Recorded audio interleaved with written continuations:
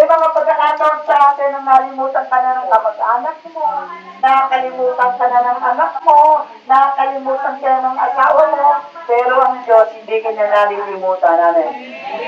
Amen. Ganun talaga sa buhay. Kapag dumarating sa buhay natin na tayo ay may mga problema, may mga suliranin sa buhay, pero may laging nagsasabi na sinanggit ng Panginoon. Ang sabi ng Matthew 11:28, "Come unto me, all you are weary and tired, and I will give you rest." Hello? Sabi, halika kayong napapagal, nabibigat ang lugha, tayo ay aking pagpapahingahin.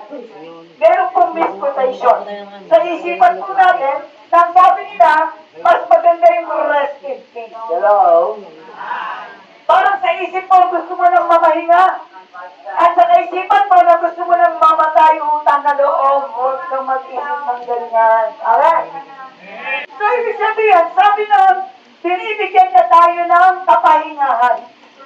Ang kapahingahan, ibig sabihin, yung kapahingahan, hindi sa cemetery para tahimik ng buhay, hindi totoo nun. Ang tao ay meron siyang kaluluwa.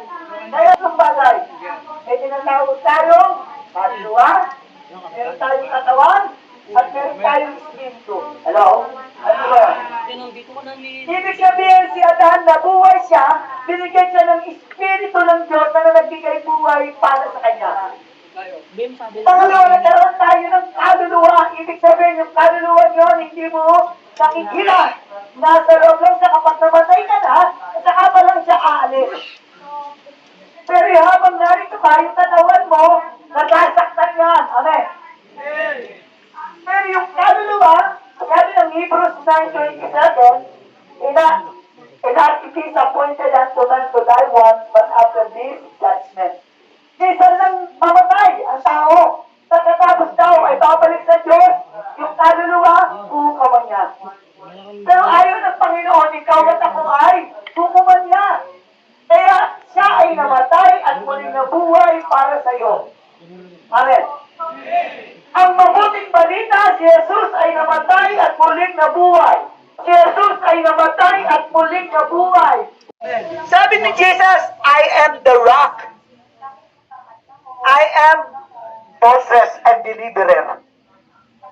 Ang batong ito, hindi siya matitinag, hindi siya masisira. Pero kapag bato, tiyangan, tolero ka. Hello? Alright? O, tahimik yata.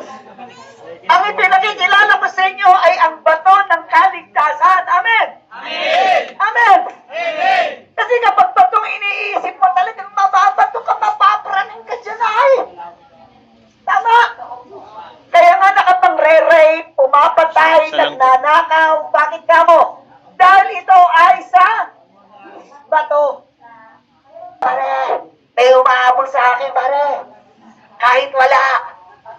Tamang hinala. Amen? Hello? Nakakaintindihan ba tayo? Kasi nga nababato ka, napapraning. Pero kapag si Jesus nasa buhay mo, palalayain ka sa bisyo. Amen? Hindi kayong napapagal at napipigat ang lubha. Ibig sabihin, ibigay mo, ilay down mo lang kay Jesus lahat ng iyan. Gagaan ang lahat ng iyan. Amen? Yes? Amen?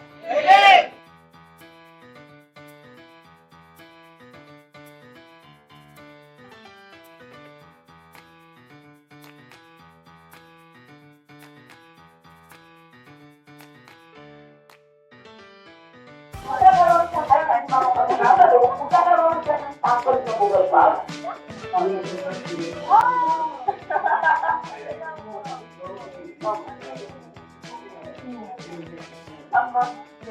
Kung magkakaroon mga pagkakataon na kahit siya ay wani ka ng takot or